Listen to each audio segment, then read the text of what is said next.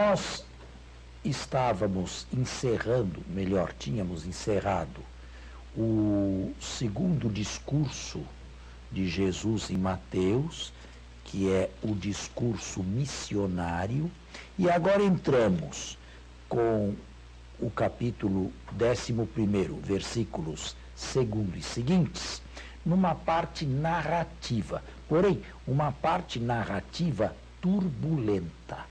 Até agora não houve nenhuma turbulência. Agora, nesses dois capítulos, 11 e 12, começam os choques entre Jesus e a oposição. Nós poderíamos sintetizar a temática e a lógica destes dois capítulos da seguinte maneira: Jesus numa extremidade,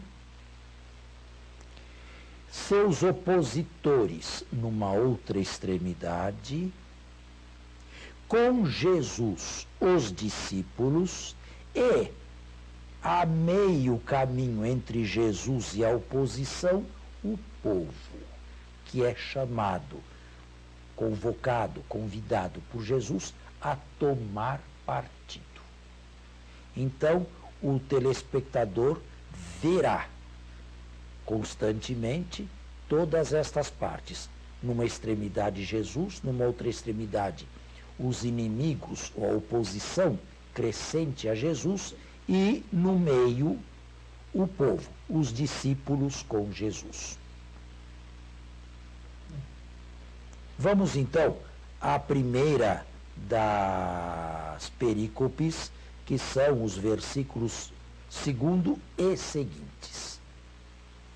Você lê, alguém lê, e eu faço as intervenções necessárias. João, ouvindo falar na prisão a respeito das obras de Cristo, enviou a ele alguns dos seus discípulos para lhe perguntarem. Bem, é claro que este versículo aqui é redacional, porque João não sabia que Jesus era o Cristo. Este versículo aqui é um versículo redacional. Qual é a pergunta que lhe manda fazer João? És tu aquele que há de vir, ou devemos esperar um outro? Existem muitas pessoas e até especialistas que acreditam que uma pergunta desta, gerada a partir de uma dúvida, e uma dúvida nos últimos dias de vida do precursor João Batista, não ficaria bem. João, segundo eles, deveria já saber quem era Jesus. No entanto, com a maioria dos exegetas, eu aceito a dúvida de João, ainda que fosse no final de sua vida, já na prisão e não muito tempo antes de ser decapitado. Para que essa dúvida seja real, bastava que João esperasse alguém, algum personagem celeste, enquanto Jesus estava neste mundo. Bastava isso. Continue. Jesus respondeu-lhes: Ide contar a João o que estáis ouvindo e vendo. Os cegos recuperam a vista, os coxos andam, os leprosos são purificados e os surdos ouvem. Os mortos ressuscitam e os pobres são evangelizados. Jesus devolve a pergunta a João, ou dá a resposta a João, de maneira indireta, de maneira elíptica. Ele menciona nesse versículo que você acaba de ler todos os milagres que Mateus já nos mostrou nos capítulos 8 e 9. Todos os milagres lá narrados aparecem aqui na boca de Jesus. Porém, uma resposta clara, sim sou eu ou não sou eu, isto Jesus não dá. E bem-aventurado aquele que não ficar escandalizado por causa de mim. Isto é, bem-aventurado aquele que me aceitar como eu sou, sobretudo. Um enviado de Deus que se rodeia de pobres, que evangeliza pobres e que, de longe, não era o esperado Messias nacionalista, guerreiro, vitorioso e vencedor de tudo. Esta é a resposta que Jesus lhe dá. Ou seja, Jesus convida o precursor a examinar atentamente as obras que ele realizou.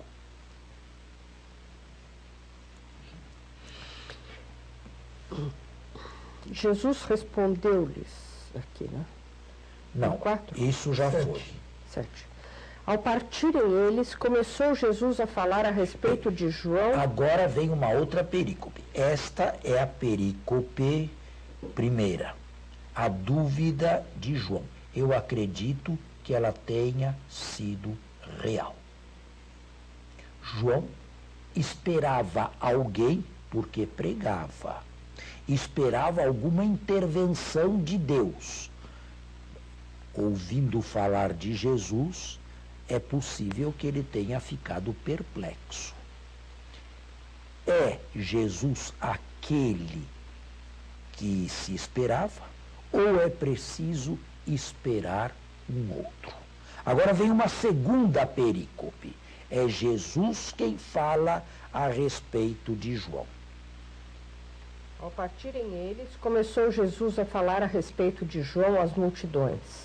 Que fostes ver no deserto um caniço agitado pelo vento? Bem, um caniço agitado pelo vento é uma planta, é uma pequena planta que cresce à beira do Rio Jordão, que atravessa o pequeno deserto da Judéia. Através desta planta, que dependendo dos ventos gira para a direita ou para a esquerda, se inclina de um lado ou do outro, se pode notar uma pessoa desorientada. Ou então, o que é mais irônico, Herodes Antipas se fazia apresentar dessa maneira, através de um caniço à beira do Jordão. Seria uma maneira velada de se falar de Herodes Antipas, o tetrarca da Galileia? Ou então, que mais? Ou então, leia. Mas que fostes ver? Um homem vestido de roupas finas? E mais uma vez, um homem vestido de roupas finas. Seria uma maneira indireta de se referir ao tetrarca. Mas os que vestem roupas finas vivem nos palácios dos reis. É exatamente eles. É claro que o povo podia ouvir isto aqui com um certo sorriso nos lábios. De maneira velada, de maneira indireta, se faz uma antítese cabal entre o precursor e Herodes Antipas. Mas então, o que fostes ver? Um profeta? Eu vos afirmo que sim, e mais do que um profeta. Bem, aqui nós temos uma visão de João por parte de Jesus. Jesus, em primeiro lugar, foi batizado por João. A seguir, Jesus lhe aprovou a missão. Foi por causa disto que o precursor foi recuperado para o cristianismo. É dele que está escrito. Bom, é claro que aqui é Mateus que entra, não é? Com um texto que buscou de Isaías e que aplica a João Batista. Eis que envio o meu mensageiro à tua frente, ele preparará o teu caminho diante de ti. Isto depois que tudo aconteceu com os dois. mas é redação mateana este último versículo, é dele que está escrito, e a citação de Isaías. Vamos fazer o nosso intervalo e voltamos. Muito bem, agora estamos no nosso segundo tempo e continue a leitura, por favor. Então estamos agora a partir do versículo 11. Em verdade vos digo que, entre os nascidos de mulher, não surgiu nenhum maior do que João, o Batista. E, no entanto, o menor no reino dos céus é maior do que ele. Isto é uma frase, é um lógion atribuído a Jesus que é dificultoso. De um lado, você vê, o telespectador vê, que a figura de João é sobreestimada. Dentre os nascidos de mulher, não nasceu maior. Porém, o menor, que significa isto, o menor no reino dos céus é maior do que ele.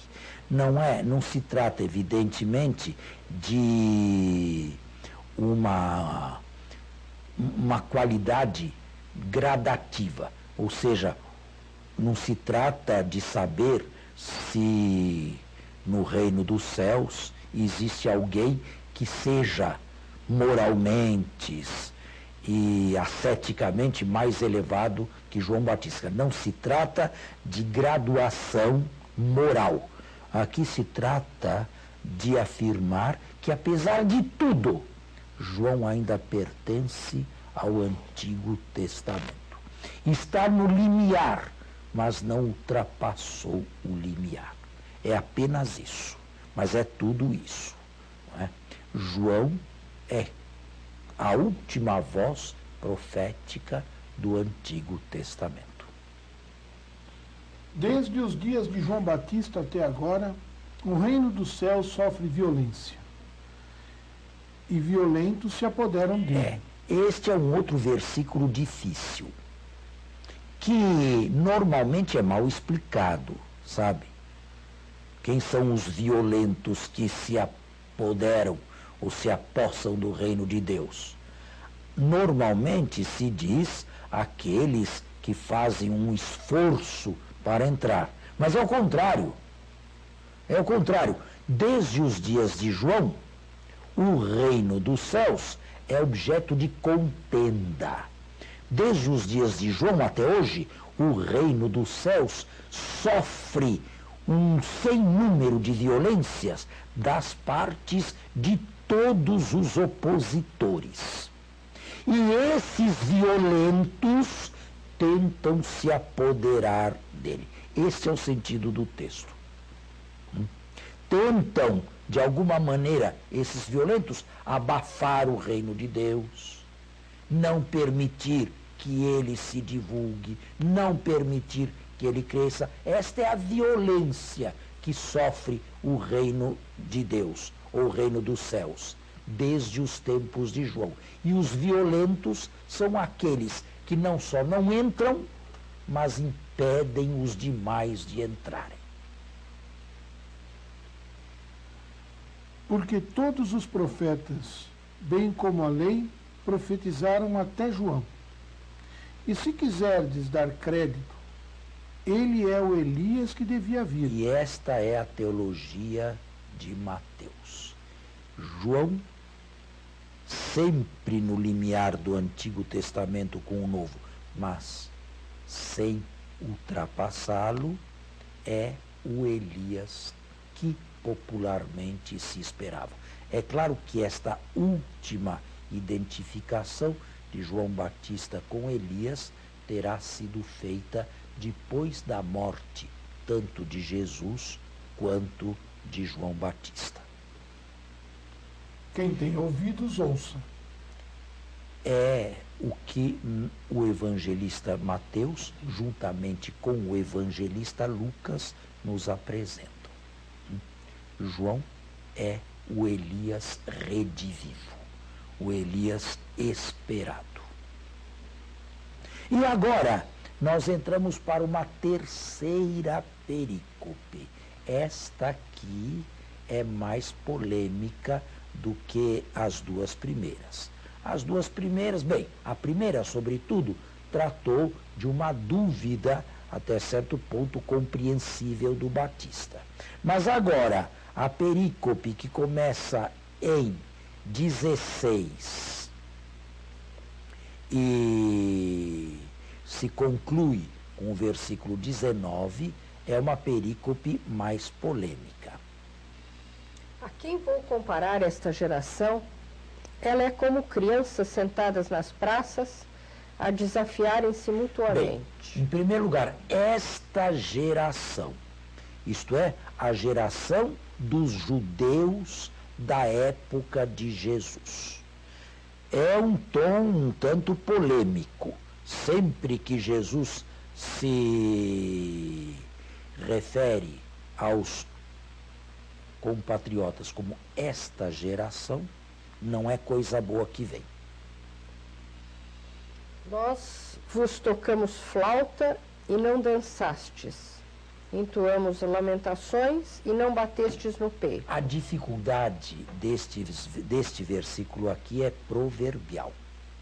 Nós tocamos flauta e vós não dançastes. Nós entoamos lamentações e não batestes no peito. Bom, a ideia geral é clara. A ideia geral é clara. Esta geração se comporta como crianças caprichosas na praça. Dois grupos não se põem de acordo em nada. Um grupo convida o outro a dançar alegremente e o outro se recusa. A seguir, convida o contrário a fazer lamentação, a fingir um enterro, um certo funeral, e também não são atendidos. Agora, todo o problema está em se aplicar este versículo aqui. Quem é que tocou flauta sem que os outros dançassem? Lê o versículo 14. E se quiserdes dar crédito... Não. Versículo 18, desculpa. 18. Com efeito veio João que não come nem bebe e dizem, um demônio está nele. Bem, mas se João é um asceta, não come nem bebe, vive uma vida de austeridade, como é que tocou flauta e os outros não dançaram? E a mesma coisa na segunda parte, entoamos lamentações e não batesses no peito. Lê o outro Veio versículo. o filho do homem que come e bebe e dizem, eis aí um glutão e beberrão, amigo de publicanos e pecadores. Está aí, é o contrário. Veja, quando se trata de aplicar o provérbio, a aplicação é feita contrária. O primeiro deveria ser Jesus e o segundo João Batista. Percebe a dificuldade do texto? Como é que nós encaramos esse texto aqui? É possível imaginar e refletir, concluir da seguinte maneira. O grupo que toca flauta e o grupo que entoa lamentações é ora João, ora Jesus. Os dois estão em cada grupo. João e Jesus estão no primeiro grupo, João e Jesus estão no segundo grupo. E então, qual é o efeito do provérbio? É que nenhum nem outro agradam a esta geração. Nem João, com o seu ascetismo impressionante, agradou, e nem Jesus, com a sua amizade, com a sua benevolência e com o séquito que fez dos pecadores, não desprezando até mesmo convites para tomar refeição em casa deles. Ou seja, os dois enviados de Deus, cada um à sua maneira, desagradou a esta geração. Então significa o que isto? Que esta geração não soube colher o kairos, o momento de Deus. Nem com João, nem com Jesus. Perderam-se irremediavelmente. Não foram capazes de colher a mensagem de Deus que trazia João e que trazia Jesus. Está claro? Mas a sabedoria foi justificada pelas suas obras. E este é o versículo conclusivo. Apesar disso, aqueles que creram em Jesus percebem que nele está a sabedoria. Isto é, a sabedoria Jesus é justificada pelas obras que realizou, os milagres de que já falamos no passado, apesar deste julgamento severo por parte desta geração, que se tornou como crianças caprichosas, que baniram tanto um quanto o outro. Bem, e agora vem outra perícope polêmica. A polêmica está nos versículos 20 ao final do texto, a 24. Mas o nosso programa está no final e vamos deixar isto para a semana que vem. Muito obrigado.